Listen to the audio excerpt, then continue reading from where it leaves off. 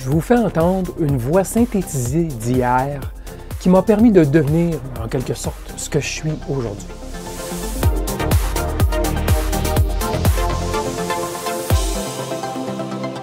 Bidouilleur, salut! Quand on parle de voix synthétisée des années 80, une des solutions de type bidouilleur les plus populaires était le circuit intégré SP0256-AL2 de General Instruments. Ce circuit intégré CMOS, LSI, donc Large Scale Integration, c'était donc un circuit intégré très dense, qui était quand même avancé à l'époque.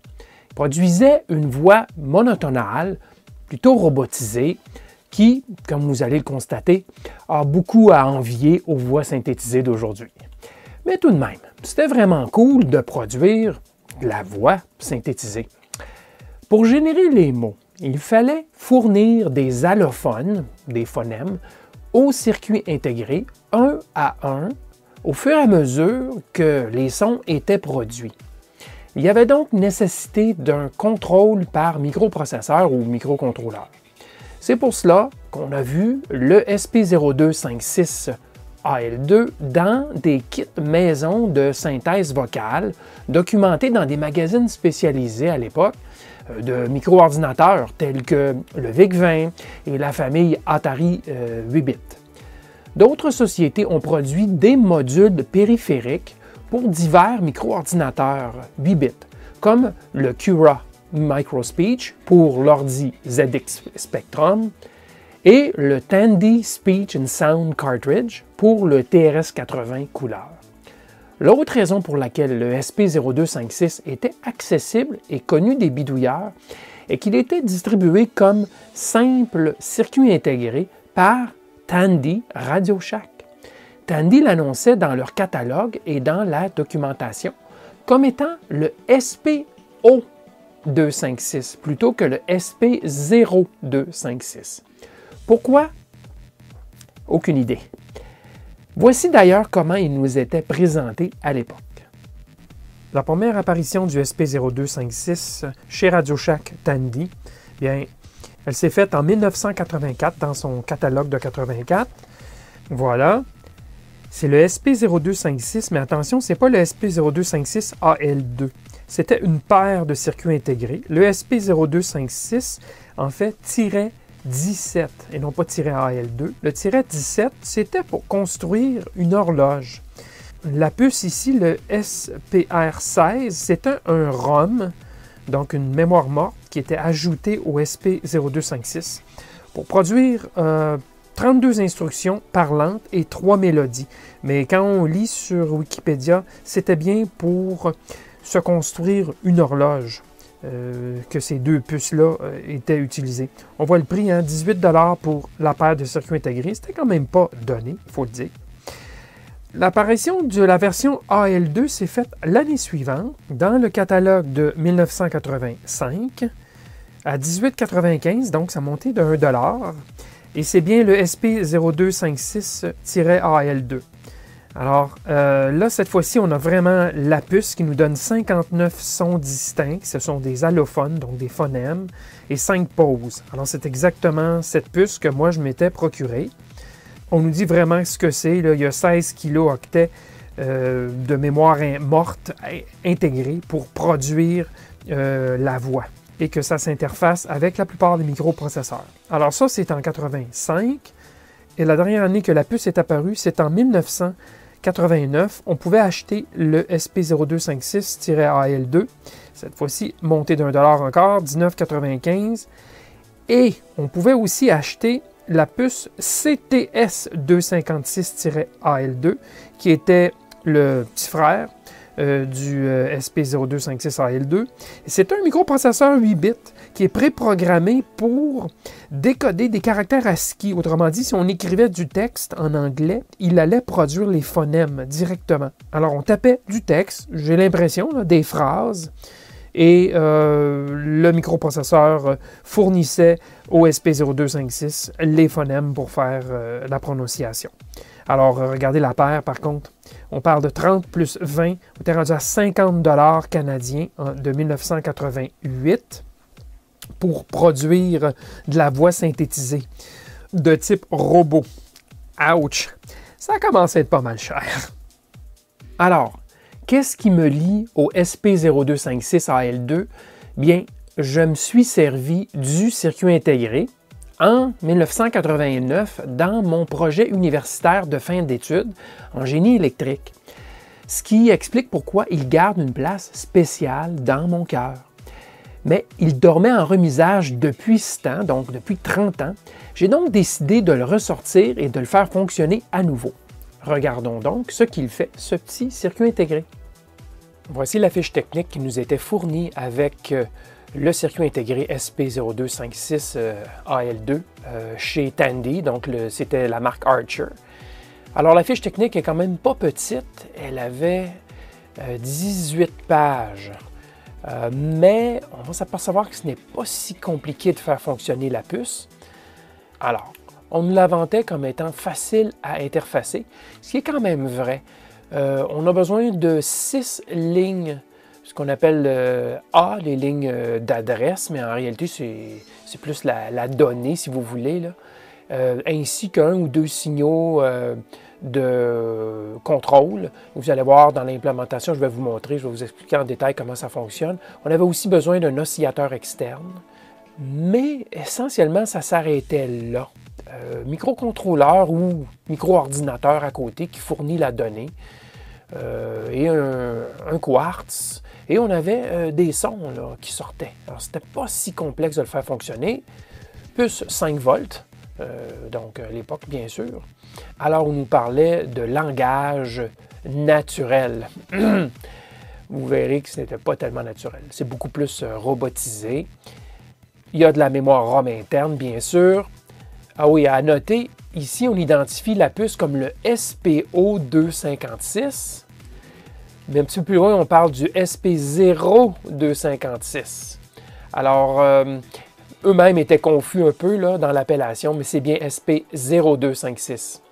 Bon, si on s'attarde rapidement sur le schéma bloc de la puce, là, on a notre interface à 8 bits, c'est en fait 6 bits parce qu'il y en a 2 qu'on met toujours à la masse. Il n'y a que 64 adresses possibles. Bon, de la façon que ça fonctionne, c'est qu'il y a un microprocesseur à l'interne. Et oui, avec la mémoire morte. Et on communique avec le microprocesseur. Et lui s'occupe de fournir les allophones, donc de contrôler la source sonore et la source de bruit. Et tout ça se passe dans le domaine numérique. Là. On n'est pas dans les ondes analogiques ici. On produit des signaux numériques, on les passe à un filtre 12 pôles numérique et le microprocesseur, lui, s'assure de fournir le bon son et fait évoluer le filtre 12 pôles au fur et à mesure que le son, que même qu'un seul phonème ou allophone se produit. Donc, c'est un filtre à réponse variable dans le temps. Alors, tout ça est contrôlé dynamiquement pour produire un train d'impulsion à la sortie que nous, on filtre et ça produit tout simplement le son. Avec un fil passe-bas, c'est très bien, c'est très suffisant. Alors, c'est essentiellement le fonctionnement interne de la puce. Mais la partie la plus intéressante, c'est la liste des allophones, donc des phonèmes là, qui peuvent être produits par le circuit intégré. Ils sont tous ici, il y en a au total 64, de 0 à 63. C'est leur code. On envoie le code tout simplement de 0 à 63. Ici, c'est en octal, en passant, c'est pas en décimale. C'est bien de 0 à 3F en hexadécimal. Il y a en fait 59 sons possibles et 5 pauses de longueur variée. Donc, au total, 64.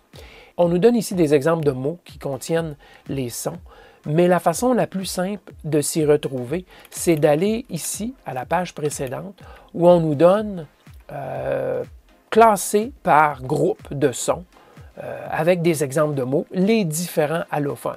Ici, par exemple, si on envoie IH, donc le IH, là, il faut retrouver c'est quoi le code IH, donc 12. Si on envoie le code 12, il va produire le son I. OK? Donc, qui est du son IH. C'est une voyelle I qui est courte. Alors, tous les sons, incluant les consonnes, les voyelles colorées qu'ils appellent en anglais, les consonnes résonantes, les fricatives, ainsi de suite, sont toutes là. Et on nous donne des exemples. Donc, il faut se taper ces codes un à un pour produire les phrases ou les mots qu'on veut créer, donc en les construisant son par son. Alors, c'est un exercice qui est long au début, mais plus on connaît les différents sons disponibles, plus rapide ça devient lorsqu'on veut créer des phrases. Naturellement, on ne créera pas un livre complet, un texte complet comme ça, mais pour du contrôle, un système avec une petite voix synthétisée qui nous donne le statut d'un système, ben, c'est bien suffisant. Alors, je vous montre tout de suite le circuit que je vais utiliser aujourd'hui pour faire fonctionner le SP0256AL2 et le faire parler. Alors, voici le schéma que j'implémente aujourd'hui. Je prends un Arduino Uno bien classique et je vais contrôler le SP0256-AL2. On a besoin de 6 lignes de données, donc 6 bits de large. On a besoin d'une ligne pour charger la donnée. Donc, on place les bits, on envoie une pulsation basse pour charger la donnée et on attend que le SP0256 nous retourne un signal élevé sur la ligne standby, ce qui veut dire qu'il a terminé de prononcer son phonème. Alors ensuite, on envoie le phonème suivant, on charge, on attend que cette ligne remonte. Tout ça, ça se fait très rapidement. Là. On n'entend pas, il n'y a pas de coupure. Ça va très, très vite, le chargement de la donnée, ainsi que le retour. Bien, le retour, ça peut prendre quelques dizaines de millisecondes, bien sûr, pour que la donnée soit prononcée, l'allophone, ce qu'ils appellent. Alors, je fournis le 5 volts au SP0256 directement à partir de l'Arduino. Et j'ai mis un filtre en sortie, c'est ce qu'on recommande, puisque le son serait trop métallisé. On entendrait des bruits qu'on n'est pas censé d'entendre sinon. Ce n'est pas de la haute fidélité. Ici, on parle de 4 kHz de bande passante environ, le maximum. Alors, 47 kΩ avec 47 nanofarad pour filtre passe-bas, pour couper un petit peu les aigus. Alors, normalement, on connecte un cristal de 3,12 MHz, ainsi que 2 condensateurs de 22 picofarads pour faire fonctionner le SP0256. Il y a un circuit de réinitialisation, il est ici. Alors, c'est pour envoyer une pulsation assez propre. Suivant la mise sous tension, le condensateur est évidemment déchargé, ce qui maintient la ligne basse pour une fraction de seconde. Et il se charge tranquillement à travers la résistance. Et ça envoie une impulsion, donc un front montant sur les deux broches reset pour démarrer le moteur. Donc, c'est essentiellement ça le montage. Et bien sûr, l'Arduino, on lui communique les phonèmes par port USB, donc port série virtuelle sur le PC. Et je n'ai pas tout connecté ici. Il y a certaines lignes, vous pouvez regarder la fiche technique. Bien sûr, je fournis la fiche technique dans la description, sous la vidéo. Mais il y a certaines lignes que je n'ai pas montrées ici, qu'il faut mettre à la masse ou il faut mettre à l'alimentation VCC là, pour que la puce fonctionne. Là. Mais c'est essentiellement ça le montage que vous allez voir. Alors, voici le montage tel que montré sur le schéma. Le croquis que je vous ai fait sur tableau blanc. Quoi dire? Ben, on a nos 6 lignes ici qui partent de l'Arduino et qui vont jusqu'au SP0256AL2 qui, soit dit en passant, date de 1986, ma puce à moi. C'est bien un SP0256. C'est bien ce qui est écrit. Alors, -AL2 de General Instrument. Alors, 6 lignes, plus la ligne load et la ligne standby qui revient à l'Arduino. L'alimentation que je partage, le 5 volts que je partage au SP0256. Le cristal, le quartz, qui, soit dit en passant, j'ai mis un 3,58 MHz, pas un 3,12. Je n'avais pas de 3,12. C'est donc dire que vous entendrez la voix un petit peu plus aiguë, un petit peu plus rapide que vous l'entendriez avec un cristal de 3,12 MHz. Mais ce n'est pas... Vous allez voir, ça sonne bien quand même. Il y a un filtre passe-bas en sortie. Et ça s'en va à l'amplificateur, tout simplement. Petit circuit de réinitialisation, le reset, c'est ici. Et là, ben, je suis prêt à vous faire entendre. Alors, j'ai un programme de communication ici par le port série virtuel. à travers le câble USB.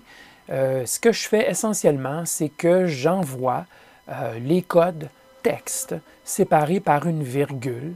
Donc, c'est une série de phonèmes que j'envoie, toujours terminée par une pause, sinon la puce va continuer à faire le dernier son à l'infini. Donc, on fait toujours une pause à la fin. Et bon, donc je mets aussi une virgule à la fin. Alors, quand j'envoie une chaîne de phonèmes, comme ceci, l'Arduino reçoit la chaîne et interprète chacun de ces codes texte en son code numérique équivalent entre 0 et 63. Et c'est ça qui est envoyé au SP0256AL2. Donc, on envoie des chiffres et non pas des lettres au générateur de voix. Okay? Donc, c'est comme ça que c'est fait. J'envoie simplement les phonèmes tels que décrits dans la fiche technique et l'Arduino fait la conversion et envoie ça au générateur de voix synthétisée. Alors, je suis persuadé que vous avez hâte d'entendre le résultat. Alors, je vais vous faire 5 courtes phrases ici. En fait, c'est presque juste des mots, là. Vous voyez, par exemple, le premier ici que je vais vous envoyer. Je ne sais pas si vous pouvez, juste au regard de ceci, là, si vous êtes capable de juger c'est quoi qui va être envoyé. C'est sûr que les phonèmes, ça veut quand même dire quelque chose, ça se rapproche des sons. Alors, je vous le fais entendre tout de suite. Bien oui, vous vous seriez douté, hein? Bon, alors le suivant. Vous voyez que c'est anglophone, hein? C'est un anglophone qui parle français. Electro bidouilleur. Alors, le défi, c'est bien sûr que les sons U et E n'existent pas en anglais. Donc, déjà en partant, et les R roulés ouverts, eux autres, c'est R. Alors, c'est extrêmement difficile de faire du français. On met quelques phonèmes consécutifs là, anglais qui trompent l'oreille un petit peu, si on peut dire, là, pour que ça sonne plus français, mais c'est pas possible de rendre ça 100%. Alors, je vous fais entendre quelques petits mots en anglais ici. 1, 2, 3, 4, 5. Et le classique, lorsqu'on écrit un premier programme en informatique. Hello world. Et son équivalent en français, prononcé par un anglophone. Bonjour le monde. Alors ça, c'est quand même beaucoup de travail d'arriver à construire les phrases. On essaie, toutes sortes de sons, jusqu'à temps qu'on arrive à quelque chose qui ressemble plus au français. En anglais, ça serait beaucoup plus facile, puisque ces sons-là, les 59 sons, incluent tous les phonèmes possibles en anglais. Et ce que je fais afficher en bas, je ne vous l'ai pas mentionné, mais c'est bien sûr les différents phonèmes. Je fais afficher le code du phonème correspondant au fur et à mesure qu'il est parlé. Alors, vous allez le voir ici, là, si j'efface ceci. Je vais dire bonjour le monde. Bonjour le monde. Alors, vous voyez que c'est exactement la série ici, mais convertie en son code numérique équivalent. Là. Bonjour le monde. Alors voilà, c'est juste une petite démo, bien sûr. Je pourrais construire ça beaucoup mieux, une interface beaucoup plus intéressante, mais ça suffira pour s'amuser. Et le code source pour produire ce que vous avez vu comme démo, ben, il n'est pas très compliqué. J'ai passé peut-être une heure et demie à développer cela. Je me rappelais quand même assez bien comment fonctionnait le SP0256AL2 pour pouvoir recréer du code source assez rapidement. L'idée, c'était bien sûr de définir les 64 différents allophones, incluant les pauses. Ils sont ici en ordre numérique, comme vous les avez vus dans la table de la fiche technique. L'idée, c'est que l'index, c'est une liste ici, un array en anglais. L'idée, c'est de créer une liste dont l'index, donc la position de l'allophone dans la table, correspond au code à envoyer. Donc, moi, j'enverrai, par exemple, par le port série, si j'envoie, je ne sais pas moi, OY pour le son OY. Bon, alors, si j'envoie les lettres OY sur le port série, eh bien, ça sera l'index 0, 1, 2, 3, 4, 5. Alors, le logiciel enverra le code 5 sur l'adresse du SP0256, ce qui va produire le son OI, tout simplement, comme dans boy. Alors, donc la position ici est importante et c'est ce que je me sers. Je cherche dans cette table ou cette liste la chaîne de caractères reçus pour trouver l'équivalent et en dériver son code. Alors, c'était la façon la plus simple de faire. Notez ici que j'utilise une variable, ce qui prend quand même 64 cases mémoire, et même plus, parce que chacun de ces allophones, c'est 3 caractères, jusqu'à 3 caractères. Donc, on parle de 3 fois 64 cases de mémoire RAM, ce qui n'est pas très efficace, c'est du gaspillage de mémoire. Ceci pourrait être sauvegardé en mémoire flash, par exemple, soit le EEPROM ou même la mémoire de programme. Mais comme ici, c'est un petit programme rapide et ça ne me dérange pas de gaspiller la mémoire puisqu'il y en a suffisamment, je l'ai fait de la façon la plus simple. Mais sinon, là, il faudrait repenser le logiciel un peu pour économiser la mémoire RAM, ce qu'on essaie de faire habituellement avec un microcontrôleur. Bon, alors, ceci dit, j'ai créé et défini mes broches de sortie. Il y a une broche d'entrée, vous l'avez vu, c'est la broche Standby. Et j'ai configuré le port série. Alors, la boucle de fonctionnement est relativement simple, c'est-à-dire que le croquis, le sketch, attend pour des chaînes de caractères qui arrivent sur le port série. Sinon, il ne fait strictement rien. Alors, il reçoit les chaînes de caractères et lorsqu'il voit une virgule, c'est donc dire que c'est la fin de l'allophone, parce que je sépare chaque allophone par une virgule, il va faire un traitement. Il va d'abord rechercher dans la liste des allophones que je vous ai montré précédemment, trouver la correspondance des chaînes de caractères et en dériver l'index dans la liste. Et l'index, ça se trouve être le code qu'on va envoyer ici. J'ai pu utiliser I, d'accord? I étant le code qu'on cherche. Bon, si jamais la chaîne de caractères n'est pas trouvée, j'envoie simplement un message d'erreur et je termine cela. Et si la chaîne est trouvée, là, on va produire le son. Alors, lorsque la chaîne de caractères est trouvée, je vais sauvegarder l'index comme étant le 1 des codes à envoyer dans une nouvelle liste. Et c'est cette liste que je vais vider vers le SP0256 lorsque j'aurai reçu tous les allophones. Donc, je reçois tous les allophones et lorsque je détecte la fin de la ligne, donc la fin de la réception, j'utilise ici line feed qui est ASCII 10.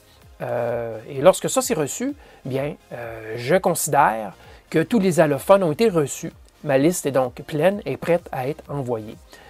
Ce que je fais finalement ici, en envoyant les allophones, en faisant varier l'index bien sûr, ici, pour sortir les allophones un à un, donc les codes numériques, et je les manipule pour les envoyer seulement sur les bits, sur les positions d'intérêt, sur le port D, qui est le port numérique là, sur l'Arduino Uno. Alors, je fais bien sûr un masque des 6 bits que je veux envoyer. Je ne veux pas modifier les bits qui n'ont pas rapport au projet, les bits inférieurs sur ce port. Donc, j'utilise un masque pour ne pas modifier ces bits. Et donc, j'applique les mots de 6 bits sur le port. Par la suite, j'envoie une pulsation sur adresse load, pulsation vers le bas et je reviens vers le haut. J'attends un microseconde, j'attends quand même un minimum de temps avant de remonter. Alors, une fois que j'ai envoyé mon impulsion basse et remontée, c'est maintenant le travail du SP0256 d'AL2 de produire l'allophone, le phonème en question. Et lorsqu'il aura terminé, il va nous envoyer une impulsion sur la broche Standby. Donc, ce que je fais, c'est que ici, j'attends tout simplement en boucle dans cette ligne, j'attends que la broche Standby remonte à 1. Et lorsque c'est fait, je ressors de cette boucle et je recommence en attente pour une autre chaîne d'allophones, donc pour une autre phrase ou un autre mot reçu. Alors, c'est essentiellement comme ça que le code fonctionne. Assez simple, somme toute. Peut-être ça aurait pu être mieux codé, là. Je suis allé assez vite pour produire le résultat à la fin. Mais ça fonctionne bien. Tout cela m'a rappelé ces bons moments comme étudiant. Vous aimeriez essayer ce circuit intégré peut-être? Sachez que vous pouvez toujours en trouver en quantité limitée sur des sites comme eBay. Mais soyez aux aguets car il y a des copies partiellement fonctionnelles ou même non fonctionnelles qui circulent. Les versions marquées microchip plutôt que General Instruments GI sont particulièrement à risque, semble-t-il. Pour obtenir un circuit intégré General Instruments, GI, d'origine, vous devrez y mettre le prix, car cette pièce était chère à l'époque et elle est rare de nos jours. Si vous avez de l'expérience dans l'achat de ce chip, laissez-nous un commentaire explicatif sous cette vidéo, savoir lesquels se procurer, lesquels ne pas se procurer. Ceci dit, si vous sentez un appel du défi, il existe une émulation du SP0256AL2 implémentée sur FPGA, le Cyclone 3 de Altera Intel. Je vous fournis un lien vers la page GitHub de cet émulateur dans la description ci-dessous. Eh bien voilà, vous avez apprécié cette incursion dans la synthèse vocale des années 80? Quant à moi, je remets le SP0256AL2 dans mon rangement antistatique. Jusqu'à la prochaine fois. Merci et À la prochaine.